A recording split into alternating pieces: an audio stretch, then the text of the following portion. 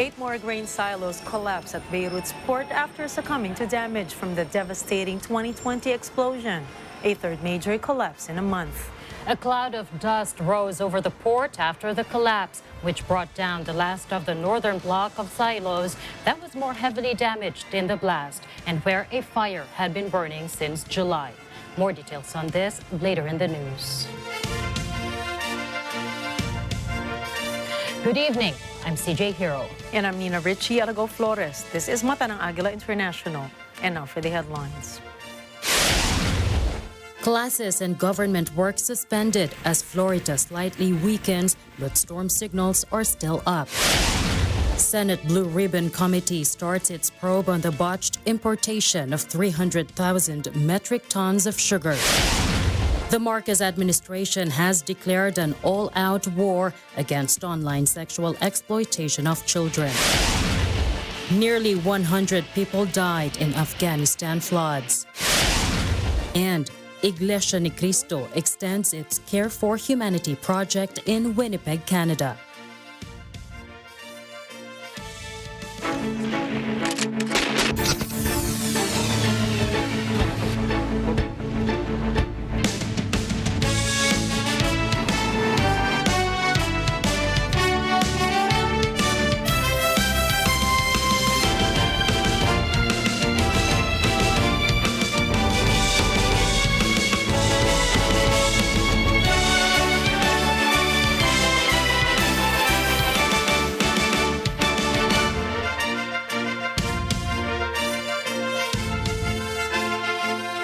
The severe rains and gushing winds of Typhoon Florita are strongly felt in the region of northern Luzon.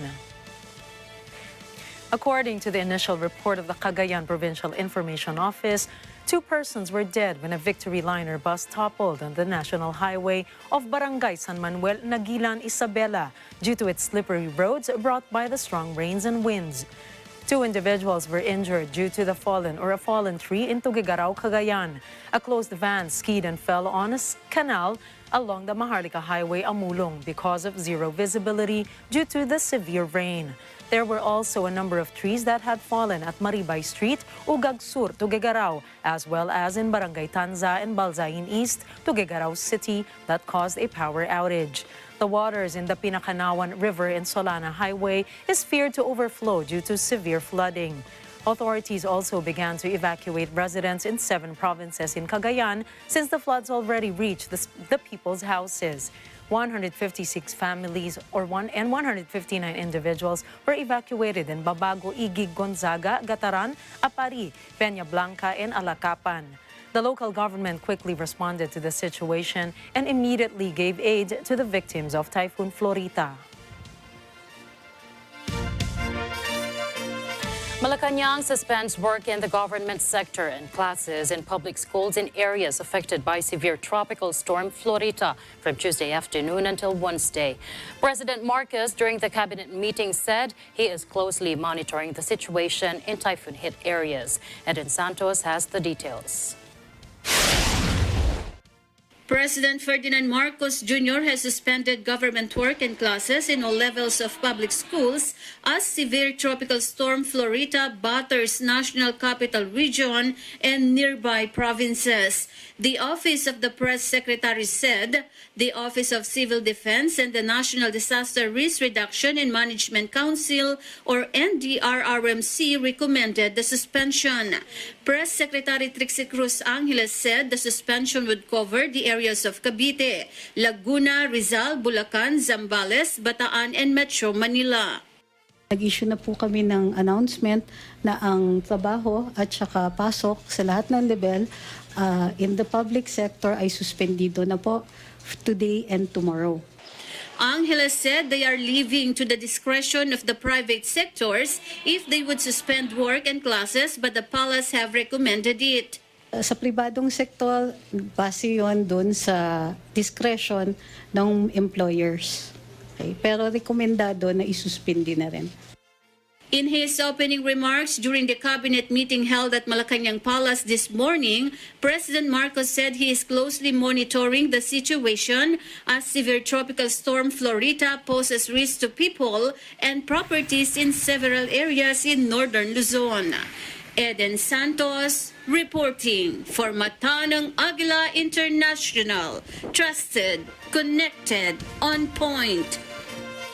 5 areas remained under tropical cyclone wind signal number 3 as severe tropical storm Florita maintained its strength. Pag-asa says Florita is now in the vicinity of Alcala, Cagayan. In its 5 p.m. weather advisory, Pag-asa said the following 5 areas are under signal number 3. The northern portion of Ilocos Norte, Apayao, the southern portion of Babuyan Islands, mainland Cagayan, and the northeastern portion of Isabela. Throughout the passage of Florita, winds may reach storm force in the strength or in strength in the said areas. The areas under signal number 2 are the rest of Babuyan Islands, the rest of Isabela, Quirino, the northern and eastern portion of Nueva Vizcaya, Abra, Kalinga, Mountain Province, Ifugao, the northern portion of Benguet, the rest of Ilocos Norte, Ilocos Sur, and the northern portion of Aurora. Winds may reach gale force in strength in the signal number 2 areas. Meanwhile, strong winds to near gale strength will be experienced within any of the areas where signal number 1 is currently in effect. And these areas are Batanes, the rest of Nueva Vizcaya, the rest of Benguet, La Union, the eastern portion of Pangasinan, the northeastern portion of Tarlac, Nueva Ecija, and the rest of Aurora. In the next 24 hours, the storm and the southwest monsoon will also bring moderate to rough seas over the remaining seaboards of southern Luzon and Visayas. Mariners are advised to take precautionary measures when venturing out into the sea. If possible, avoid navigating in these conditions. Pag-asa also said that Florita is expected to exit the Philippine area of responsibility tomorrow morning. The Senate Blue Ribbon Committee commences its first hearing on the attempt to import thousands of metric tons of sugar into the country despite exceeding requirements. Man Corvera has the details. The Senate Blue Ribbon Committee starts hearing on the sugar fiasco or failed attempt to import 300,000 metric tons of sugar. Earlier, Senate President Juan Biga Zubiri presented a resolution that said the sugar importation was driven by 600 million pesos that could be obtained as kickback. Executive Secretary Vic Rodriguez and the resigned officials of the Sugar Regulatory Administration attended the hearing. Rodriguez said that former Agriculture USEC Licatio Sebastian texted and asked him several times about the results of the meeting between the President and SINAC regarding the fertilizer issue for the farmers as well as sugar. Good afternoon, ES Vic. Any instruction from the President after his meeting with SINAG on sugar and on fertilizer for farmers? Thanks. I purposely did not answer him dahil wala pa pong tugon ang Pangulo sa tatlong bagay na ito. However, on August 10, Malacanang was surprised when Sebastian approved the resolution for the sugar order number 4. The palace then confronted the SRA asking why the sugar importation was approved when the President, who is the concurrent secretary of the DA, has no decision yet. I confronted Yusek Leo Sebastian and asked him why he did such a thing behind the President's back, without the President's knowledge, and in an unfair and dishonorable way. I asked him to call then SRA Administrator Serafica and Board Member Beltran and ask them, and likewise ask them the same thing, where I asked Yusek Leo to put both of them on speakerphone. At yun din po ang nakuha kong sagot mula kay then Administrator Serafica. Ang sagot po niya sa akin, ang naging tugon niya, akala ko po kasi okay na, sabi ni Yusek Leo. Ganon din ho yung sagot ni Board Member Beltran at ganon din ang sagot ni Senior Yusek Leo Sebastian. The senators were not able to ask Rodriguez because the latter had to leave the Senate to attend a cabinet meeting. Instead, the senators grilled Sebastian with questions. Sebastian admitted that he signed SO number 4 because he thought the president is okay with it. However, the senators did not accept his explanation. Alam mo, sa amin, no, sa pulis at sa military, maraming namamatay sa maling akala. Pag nag-assume ka nag-assume, ay talagang lives are at stake. Pwedeng mamamatay ka sa gira pag nag-assume ka na nag-assume. So, alam niyo yung ginawa niyong assumption is parang kung ako ordinaryong tao, I cannot accept that reason. Call him or make an appointment with the president before you sign the SO4? Because I have this document, SO number 4. You signed, your signature appears, you signed above the name of the president. Sebastian also said he was pressured since, based on their monitoring, a shortage of supply can happen, which could lead to a surge in sugar prices. Data is very important for me in making decision. So I studied the data that was presented to me by SRA. We also did our own data analysis in the Department of Agriculture.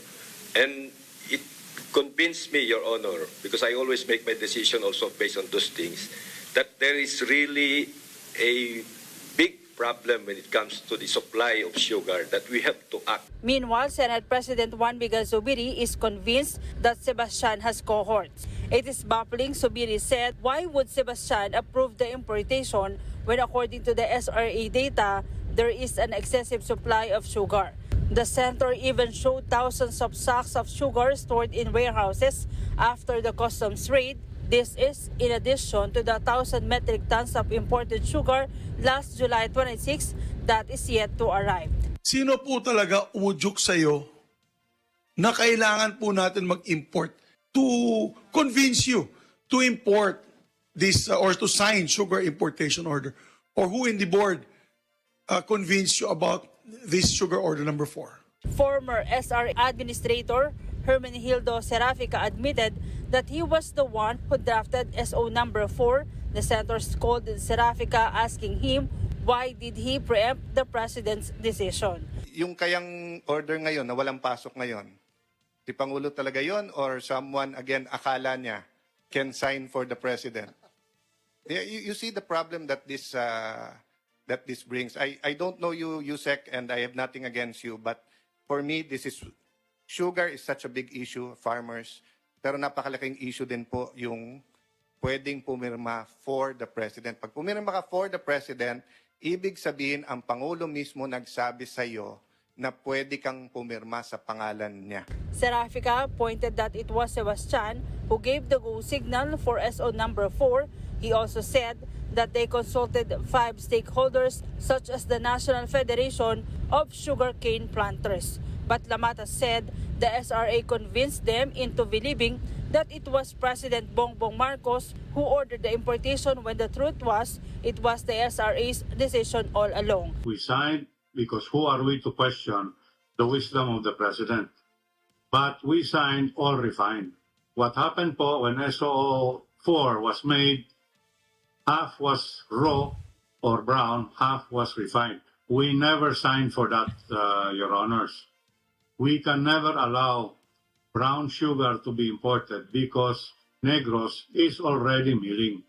If that comes down to Negros, patay ang mga planters namin po. Bagsak ang presyo. Zubiri said there is a clear anomaly because the importation plan was drastically done within 4 days. He said the plan was indeed rushed and made just in time for the harvest season. This is Mean Corvera reporting for Mata ng Agila International. Trusted, connected, on point. It's not only sugar, but the country is also short of salt supply. Agriculture Senior Undersecretary Domingo Panganiban says the salt production in the country is dwindling in the last 15 years. Panganiban says the country needs to import salt worth 500 million pesos every year. The shortage, according to Panganiban, is due to the closure of salt manufacturing firms. At present, salt production is only being done in Batangas, Cagayan, and Mindanao. Malacanang today said President Ferdinand Marcos Jr.'s cabinet meeting focused on the priority projects and programs of the labor and migrant workers. Vin Pascua reports. President Ferdinand Marcos Jr. has presided today's cabinet meeting, which tackled the priority programs and projects of the Department of Migrant Workers and the Department of Labor and Employment. The Office of the President said included in the priority projects that the DMW would take into action include the One Repatriation Command Center, the OFW mobile application, and the National Reintegration Program. In December 2021, former President Rodrigo Duterte signed the law creating the DMW, and the agency will be fully constituted once its 2023 budget is approved. Ang nag-report po ng priority programs and projects ang Department of Migrant Workers at saka Department of Labor and Employment. Sa Department of Migrant Workers, nagpresenta po sila ng mga plano ukol dun sa repatriation, digitalization, negotiations, these are bilateral labor agreements, programs for OFW kids, reintegration of OFWs, scholarships, protection, and health. The Department of Labor and Employment, meanwhile, would prioritize increasing employment opportunities, ensuring just and human working conditions, and delivering accessible, prompt, and continuous services to the people. Para naman sa Department of Labor and Employment, nagpresenta ng context, mandate, structure, and role in the socio-economic agenda, program priorities and strategic linkages, at saka ways forward. Vin Pascua reporting for Mata ng Agila International. Trusted, connected, on point. After submitting the administration's proposed 5.268 trillion peso 2023 national budget on Monday, President Ferdinand Marcos Jr. is urging Congress to pass the proposed allocations on time to support the government's goal to prosper its economy. Nadine Aguilar has the story. President Ferdinand Marcos Jr. has urged Congress to waste no time in passing the proposed 5.268 trillion pesos 2023 national budget.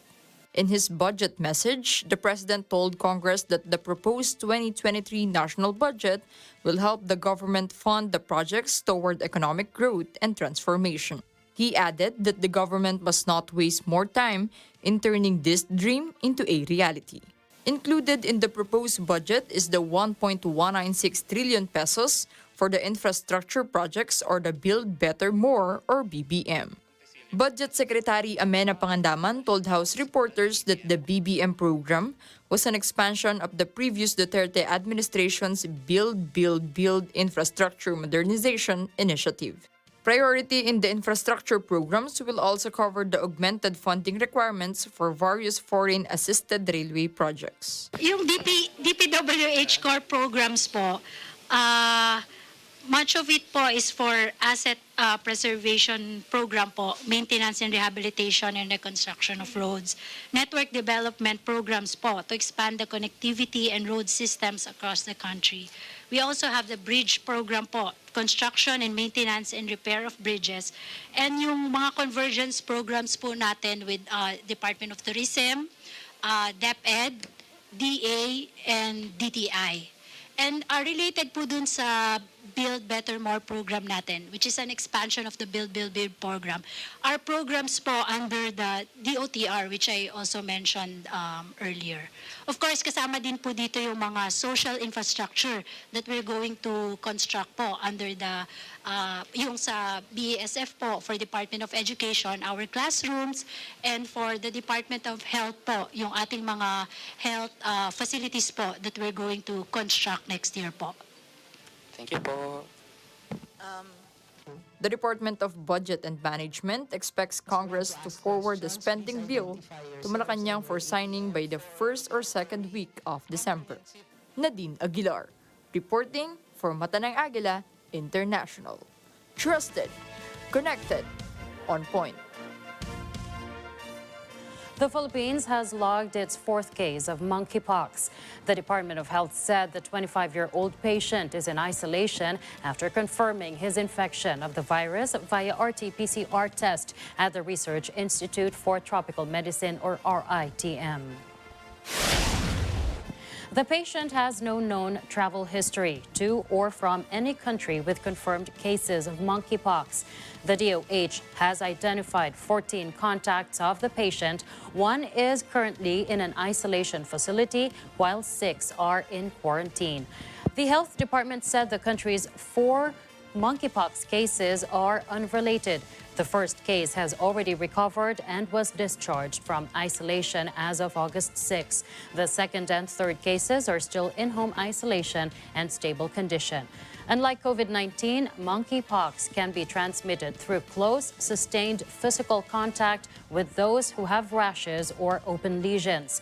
In some cases, adults engaged in sexual activities with the same sexual orientation acquire the virus. Coming right up, authorities terminate rescue efforts in collapsed Shiite shrine in Iraq. Lebanon's grain silos collapse, a third major collapse in a month.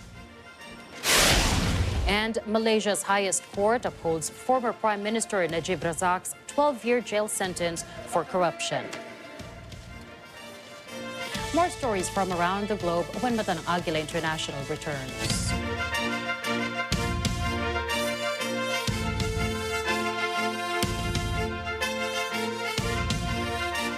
Morning show na always nagbibigay ng ngiti at saya sa bawat kada all over the world.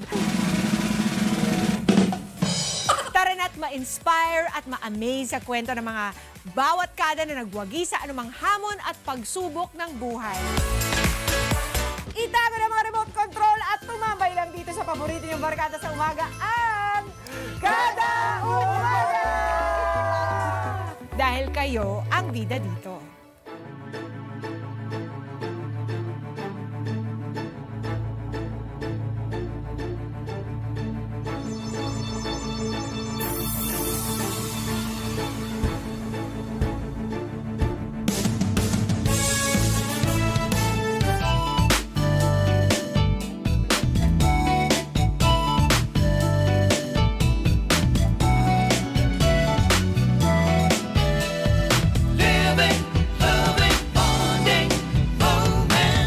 Watch out for the new season of Moments with Gladys Reyes Someru. Soon on Net 25.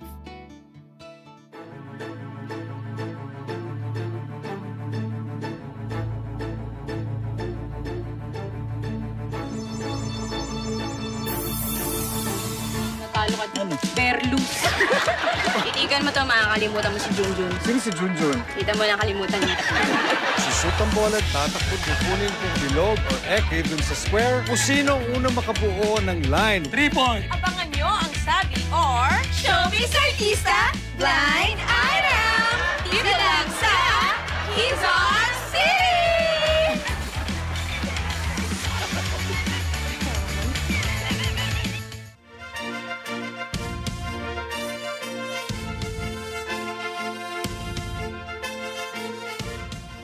Welcome back to Mata ng Agila International.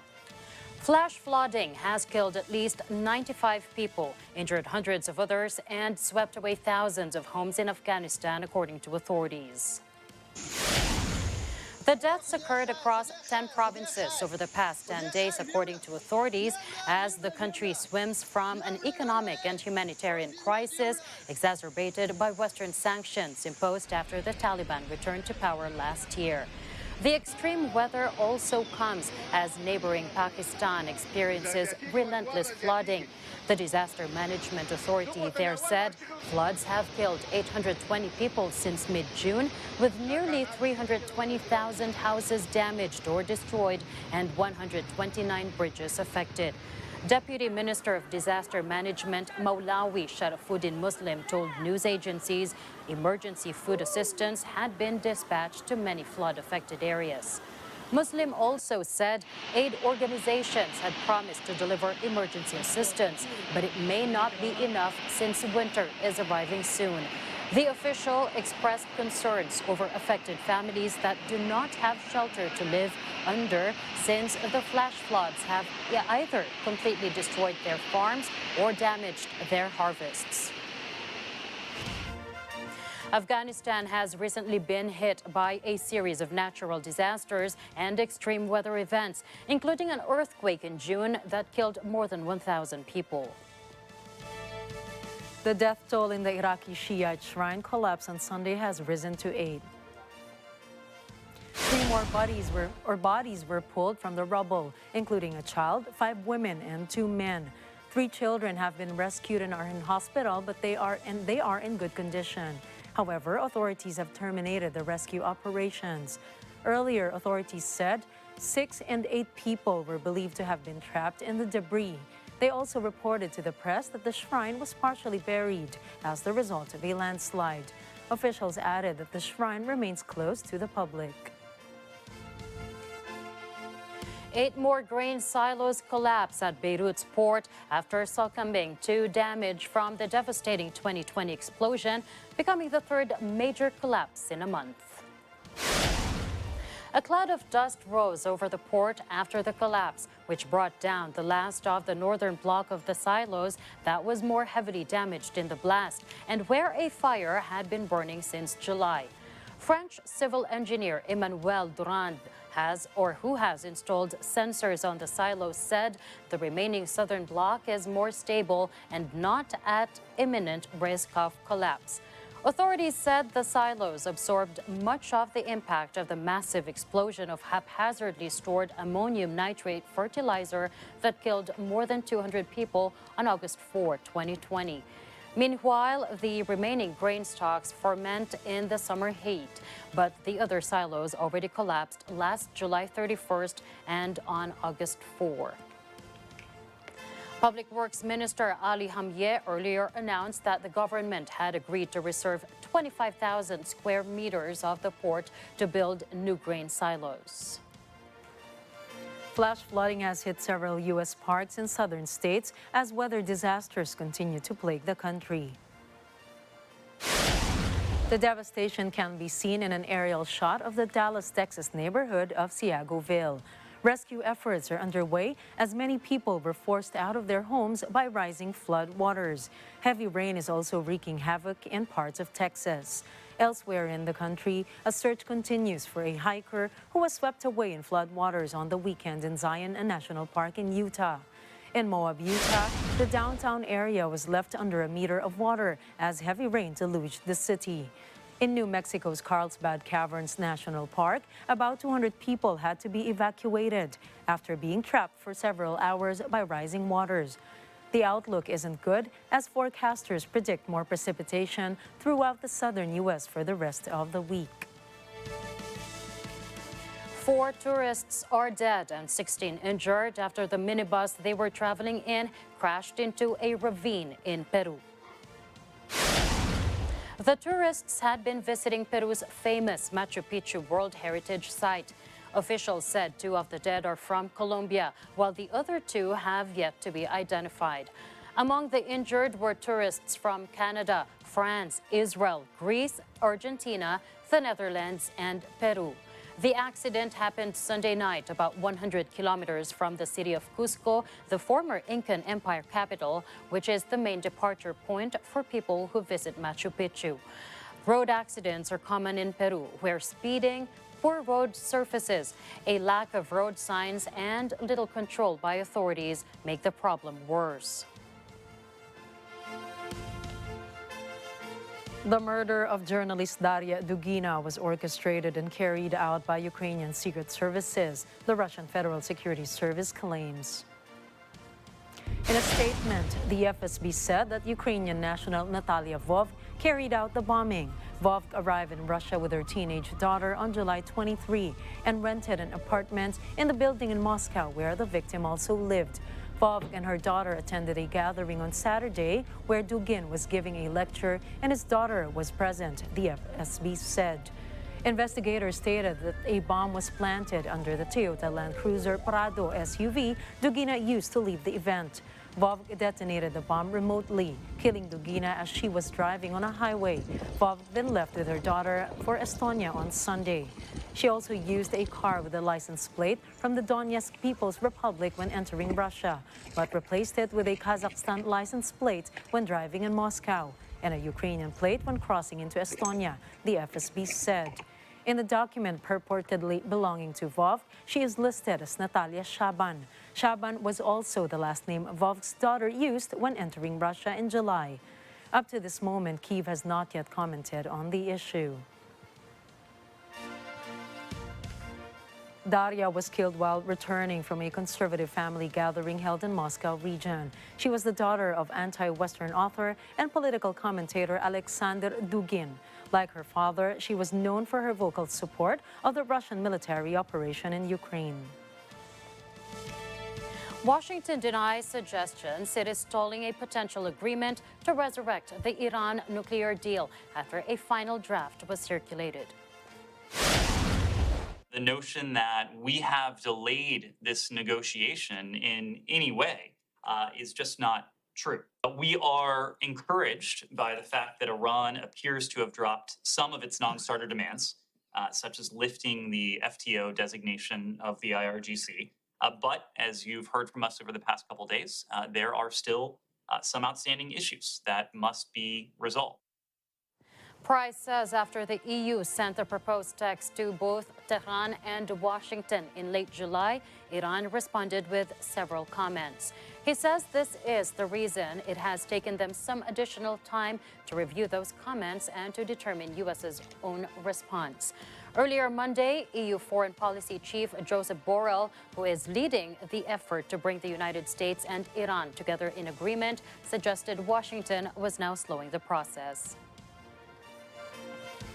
Malaysia's highest court upheld former Prime Minister Najib Razak's 12-year jail sentence for corruption in the IMDb financial scandal, a decision analysts said could slam the door to a political comeback. Chief Justice Maimun Tuan Mat also issued a warrant of committal, which a lawyer said means Najib is going immediately to jail. The 69-year-old former prime minister looked somber and dejected, surrounded by his wife Rosma and 2 children as the verdict was read. We find the appeal devoid of any merits. We find the conviction and sentence to be safe, Maimun said on behalf of a 5-judge panel of the federal court. The top court unanimously viewed that the evidence led during the trial overwhelmingly point to guilt on all 7 charges. The federal court decision was handed down after the tribunal threw out a last-minute move by Najib's lawyers to recuse the Chief Justice from hearing the case, alleging bias on her part. The final ruling on the jail sentence also came 4 years after his long ruling party shock election defeat in 2018, during which allegations he and his friends embezzled billions of dollars from state fund IMDb were key campaign issues.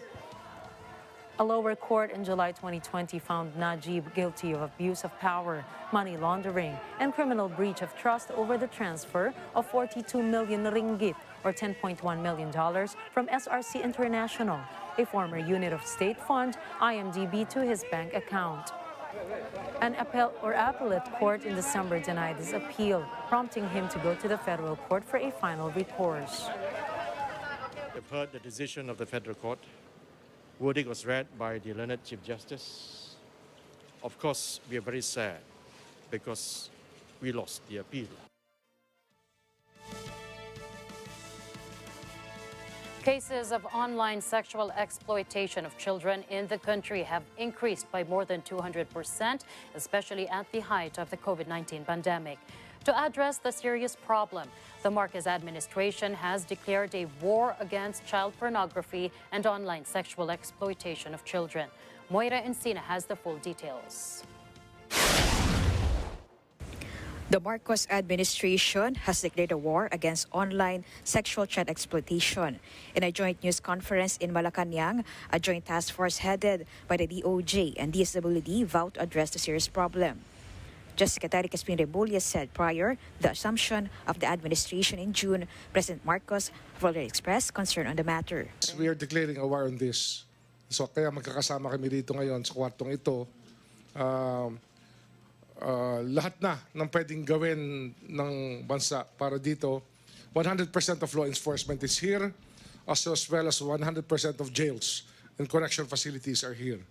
The BJMP and the Bucor under us are here to make sure that we have reserved a place for those who insist on doing what they do.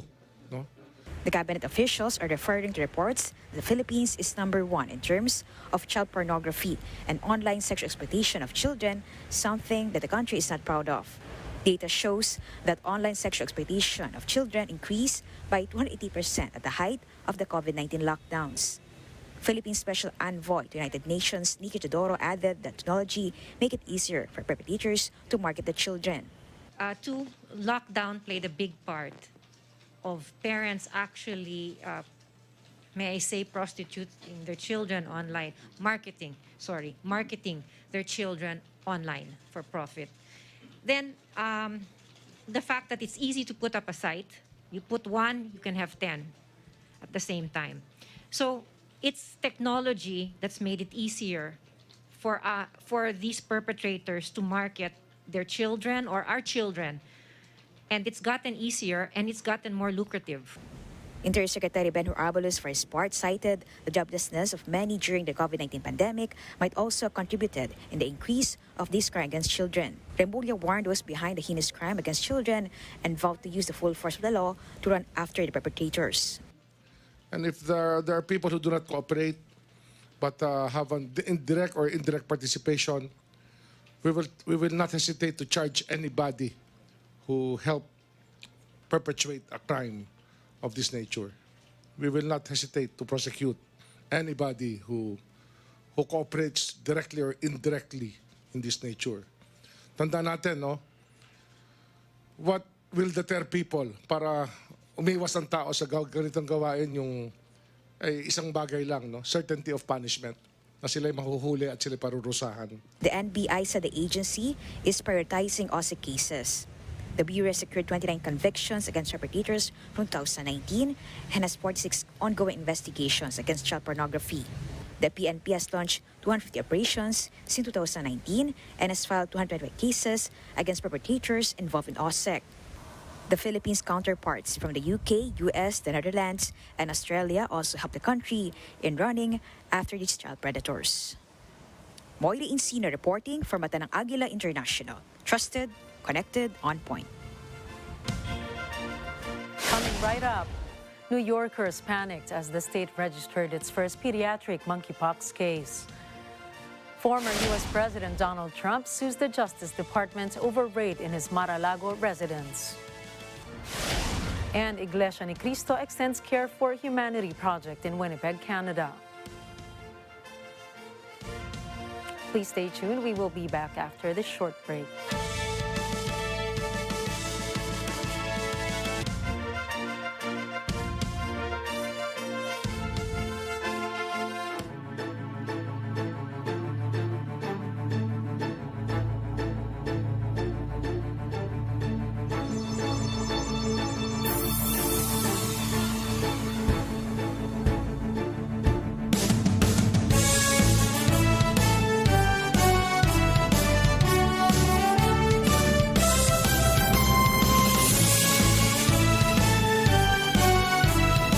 Alam namin ang iyong pagsisikap. Dama namin ang iyong mga sakripisyo. Kita namin ang pagharap mo sa bawat pagsubok. Kaya sa kabila ng mga hamon ng buhay, nandito kami para umalalay. Kasi katulad mo, gusto rin namin ang magandang bukas para sa kanya. Hatid namin ang dekalidad na edukasyon at makabagong pasilidad sa abot kayang halaga. Kaya huwag ka na mangamba. Sasamahan ka namin tuparin ang mga pangarap niya.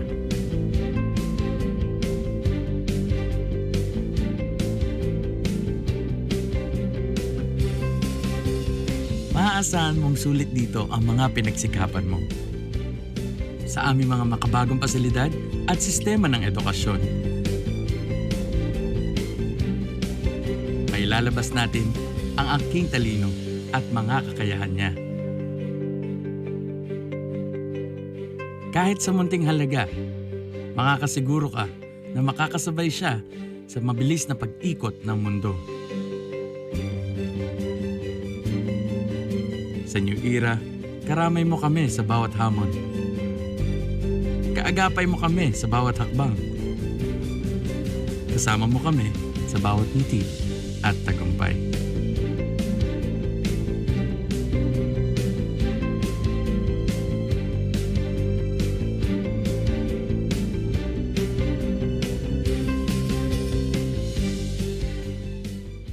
This portion is brought to you by 318 Automart, Arlex Trading and Construction Supplies.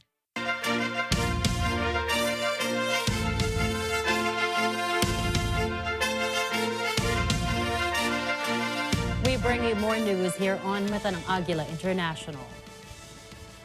A monkeypox infection was detected in upstate New York as parents plan to send their kids back to school, sparking fears of an outbreak amongst children when they head to class. Health experts did not say how the child contracted the virus or the gender, but confirmed the family lives not too far from the epicenter of the monkeypox outbreak.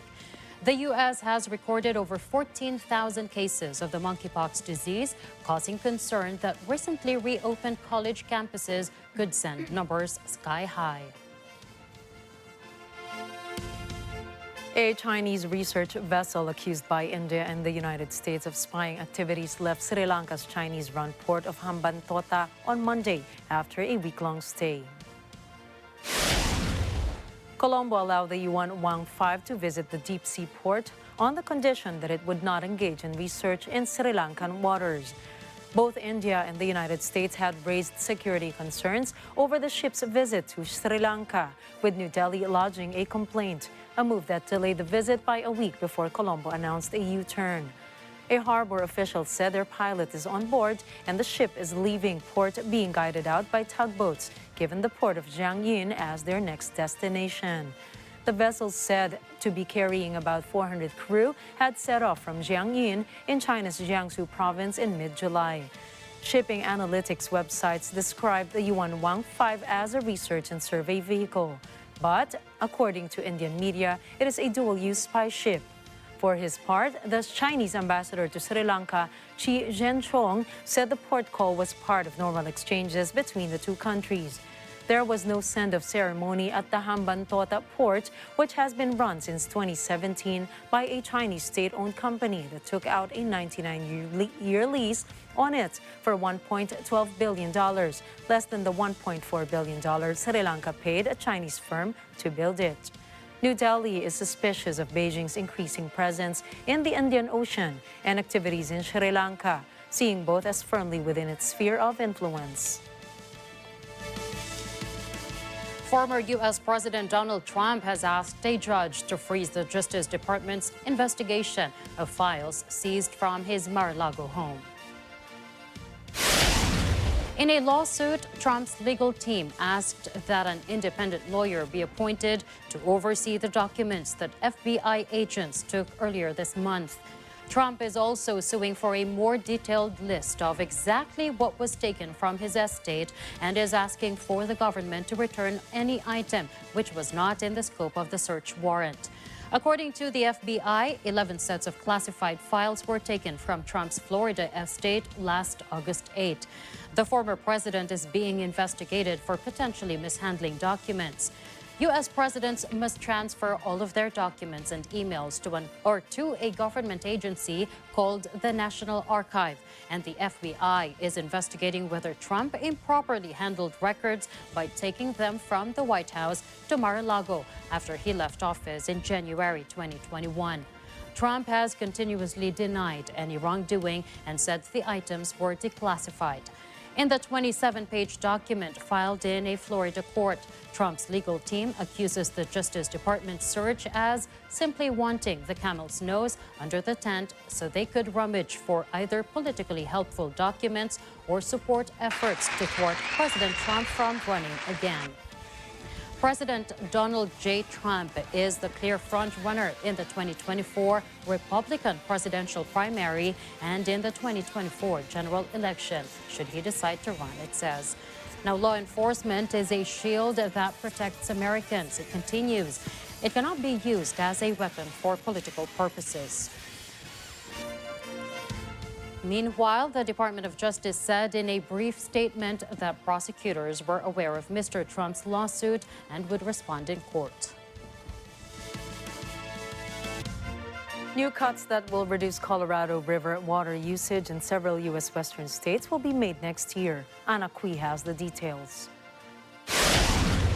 7 U.S. western states failed to come up with a plan by mid-August to reduce their annual water use of the Colorado River by 2 to 4 million acre-feet next year, prompting the federal government to issue cuts that will affect Nevada, Arizona, and Mexico.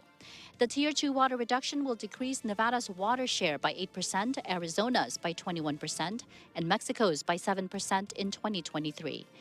This comes as the Bureau releases its August 2022 24-month study report showing water level projections at Lake Mead and Lake Powell. Lake Mead, about 34 miles from the Las Vegas Strip, is where Southern Nevada gets 90% of its water supply. And according to the Southern Nevada Water Authority, or SNWA, Lake Mead's elevation has fallen about 170 feet since 2000 and more than 24 feet so far this year, dropping the lake's capacity to about 27% due to the extreme drought conditions. While a Tier 2 water shortage requires Southern Nevada to forego 24,000 of its 300,000 acre-foot allocation from Lake Mead, SNWA says it won't have customer impacts in the short term. It says water used last year was 242,000 acre-feet, which is well below the shortage threshold, and credits the community's comprehensive water conservation measures over the last 2 decades. This includes recycling nearly all of its indoor water use and actually returning that to Lake Mead, and also enforcing mandatory seasonal water restrictions. These, along with other measures, have reduced the community's water consumption from Lake Mead by 26%, even with the addition of more than 750,000 residents between 2002 and 2021. Still, with these new additional reductions, SNWA says Southern Nevada will have to redouble its conservation efforts and is considering additional measures, including a ban on new man-made lakes and fountains and additional restrictions on golf courses, just to name a few. Anna Cui, Las Vegas, Nevada, Mata ng Agila International, trusted, connected, on point. Having one of the highest rankings in child poverty in Canada, the city of Winnipeg becomes the third stop of the series of Care for Humanity project of the Church of Christ in Canada. From Winnipeg, Canada, let's hear from Janina De La Paz Rufino.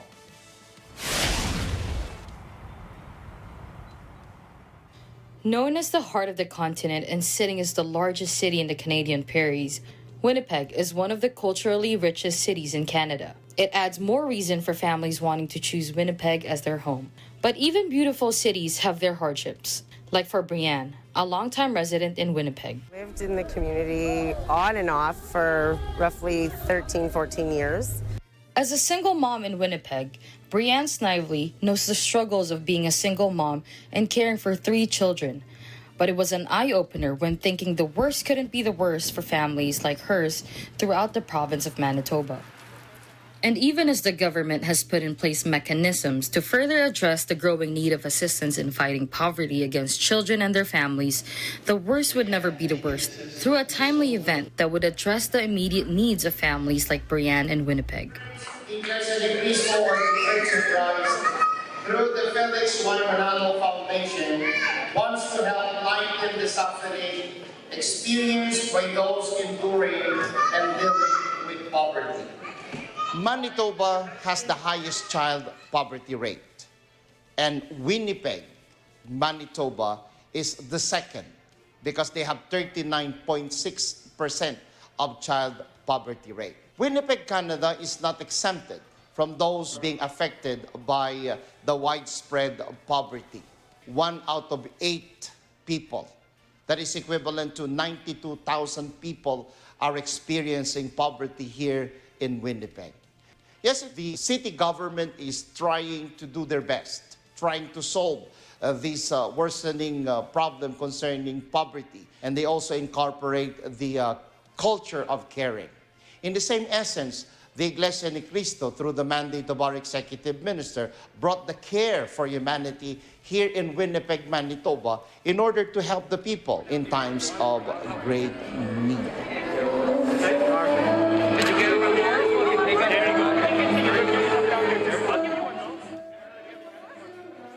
These kinds of things are what needed in this world right now really badly. This is what it's about. Coming together and just helping each other and being united. No matter what we're all looking like or coming from, this is what it's about.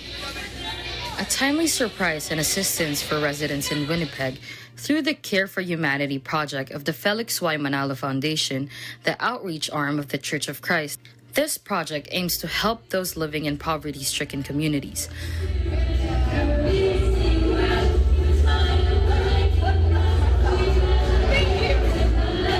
Being held at the Turtle Island Community Center in Winnipeg, the projects address the needs of families with children with over 3,000 care packages of canned foods and cereal, while also providing school supplies for children, addressing their need in the upcoming school year.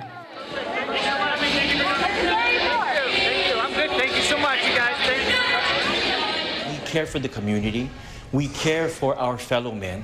The administration extends their help and their love to all of the community here, and it was very evident in this activity. A big difference for the Care for Humanity continues to make. Even though it's the first time for some, these humanitarian efforts are ongoing throughout Canada. Especially well known to Canadian Parliament member Kevin Lamoureux and member of the Legislative Assembly in Manitoba, Cindy Lamoureux. Upon seeing and experience the numerous humanitarian efforts of Care for Humanity throughout Canada, and even recognized the Church of Christ in Parliament, they even continue to support these humanitarian efforts now being done as part of celebrating 50 years of the Church of Christ in Canada. Thank you. Yeah, I gotta do it. Thank you. I'm glad you made it. Almost speechless in the sense that the Church of Christ has been here and has demonstrated that it does have a genuine care for the people of the community here. Especially nowadays, that's a little extra boost that's necessary. And along with that bag of groceries comes a commitment that we have seen from the church, as I say, 4 times now. And you're starting to see more of those smiling faces, that sense that the church does more than just say they care, because they continue to come back and to feed a community, both with a spiritual message, but also with food itself. All of this part of the 108th anniversary of the Church of Christ and 50 years in Canada. This celebration throughout ongoing humanitarian efforts not only aims to help residents materially, but even spiritually. Learning more why Church of Christ members care as they do. Do not allow the Holy Spirit to ever be extinguished. If it's fire burning in us, we've got to keep. But events like this show you that there's so much more than negative, and we can overcome negative, like God said, by doing good, and that's what you're doing here. And I want to thank you for bringing this to our community. I want to thank the Church of Christ, and doing so with a joyful heart. And the gratitude felt from residents like Brianne and even government officials for the care provided by the Church of Christ, a community deserving of timely assistance. And just to thank the administration for being there, to supporting the community in a very real way. There you go. You have a wonderful day. So when there's things like this that come about, it's very overwhelming and can be very emotional even. Very exciting when you get gifted something like this because you're not used to it. As the Care for Humanity project continues in providing assistance throughout Canada, it serves as a symbol of hope for residents. For Church of Christ members, it's an exercising of the true faith they uphold, caring for their fellow men whenever they are in need. Janina de la Paz Trofino for Mata ng Agila International. Trusted, connected, on point. Later in the news, Elon Musk subpoenas former Twitter chief Jack Dorsey. A Canadian startup seeks to revolutionize yogurt cups chemical recycling. And Jupiter's auroras shine in new images from James Webb Space Telescope. Find out more about these stories when Mata ng Agila International returns.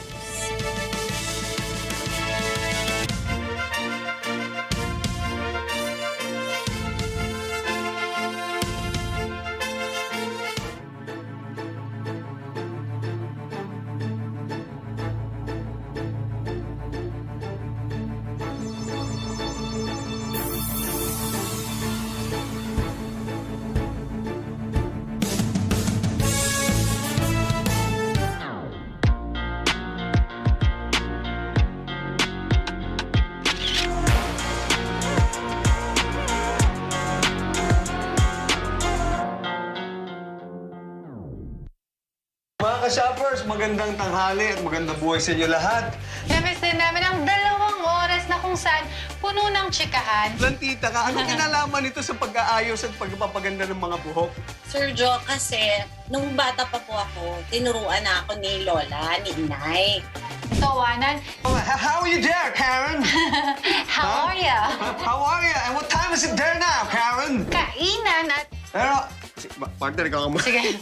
At bagong kaalaman ng ating matututunan. Of course. Kaya samahan niyo kami dito sa aming mabentang usapan sa Shopping All the Way. With Jojo Yeah! This portion is brought to you by Source Alliance.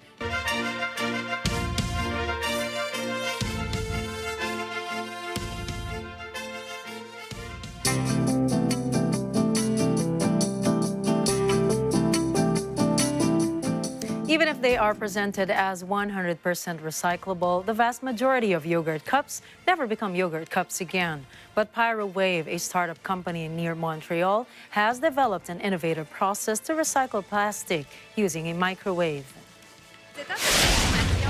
Déchets plastiques. Ça, c'est des exemples de contenants qu'on peut recycler très bien avec la technologie Pyrowave à base de micro-ondes et qui était traditionnellement beaucoup plus difficile à recycler. Donc, on peut penser à des barquettes noires, des pots de yogourt. Busias says the process starts with the plastic being shredded and fed into Pyrowave's tank to melt. Once the microwaves are injected into the reactor, they obtain a brown oil, which will then be distilled to recover the 99.8 pure styrene monomer. This liquid allows the manufacturing of other polystyrene beads for packaging. Polystyrene is also listed as plastic number 6. Small yogurt cups and food trays for meat, chicken, and fish are made with polystyrene material. Hence, Bussier quips that Pyrowave's chemical recycling is one way of keeping plastic resources in the loop of the circular economy for plastics.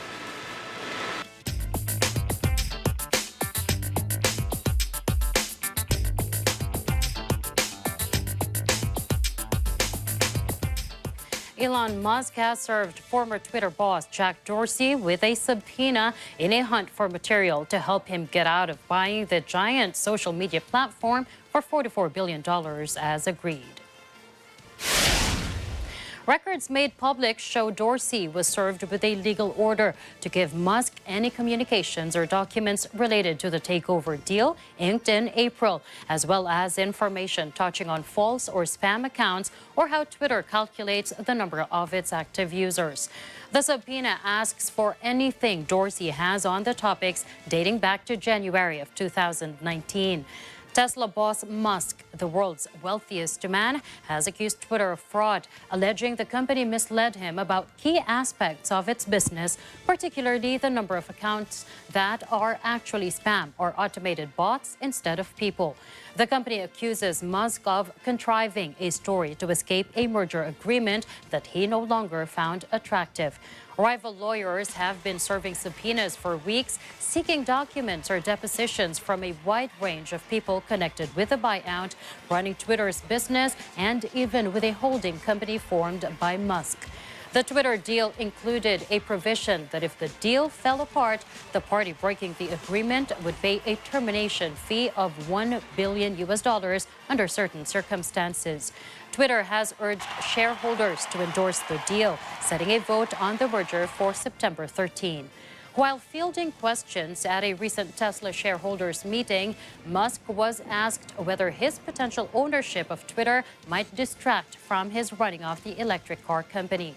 Meanwhile, Musk assured shareholders that for now, he has no plans to leave his Tesla chief role. Is the reason that SpaceX was created?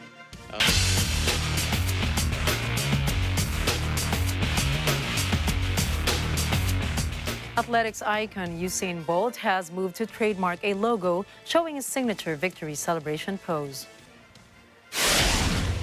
According to the U.S. Patent and Trademark Office, the retired Jamaican sprinter filed his application for the trademark on August 17. It depicts a silhouette of a man in a distinctive pose, with one arm bent and pointing to the head, and the other arm raised and pointing upward. Usain Bolt is known globally for the move in which he leans back and gestures to the sky as he routinely struck the pose after winning gold medals and setting world records. He intends to use the image on items including clothing, jewelry, and shoes, as well as restaurants and sports bars and the filing shows. The 8-time Olympic gold medalist retired from athletics in 2017, but still holds the world records for the 100-meter and 200-meter, making him the fastest man in history.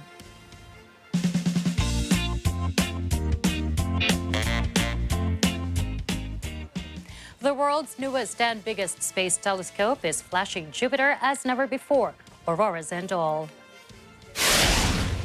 The James Webb Space Telescope took the photos in late July and captured a new view of Jupiter's northern and southern lights and swirling polar haze. A wide-field image is exceptionally dramatic. It shows the faint rings around the planet as well as two tiny moons against a glittering background of galaxies.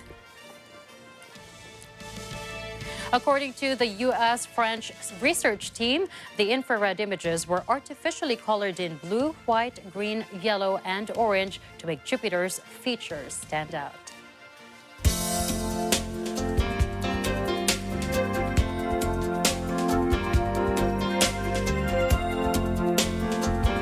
Here are some historical events that happened on this day, August 23. In 1305, William Wallace was executed in London for treason, condemned for leading Scottish resistance forces during the first years of the long and ultimately successful struggle to free Scotland from English rule. In 1966, first photograph of the Earth was taken from the orbit of the Moon. NASA's Lunar Orbiter 1 was the first American unmanned spacecraft to orbit the Moon and was able to take black and white pictures of the Earth. And in 1978, Kobe Bryant was born in Philadelphia, Pennsylvania, USA. Bryant entered the National Basketball Association directly from high school and has played for the Lakers his entire career, winning 5 NBA championships. And now to help you go through this week, here's a quote from Nelson Mandela, the first president of South Africa. "The greatest glory in living lies not in never falling, but in rising every time we fall." And that's a wrap for tonight's news. Catch the latest updates on our social media channels. I'm CJ Hero. And I'm Nina Richie Elago Flores. This is Mata ng Agila International. Trusted, connected, on point.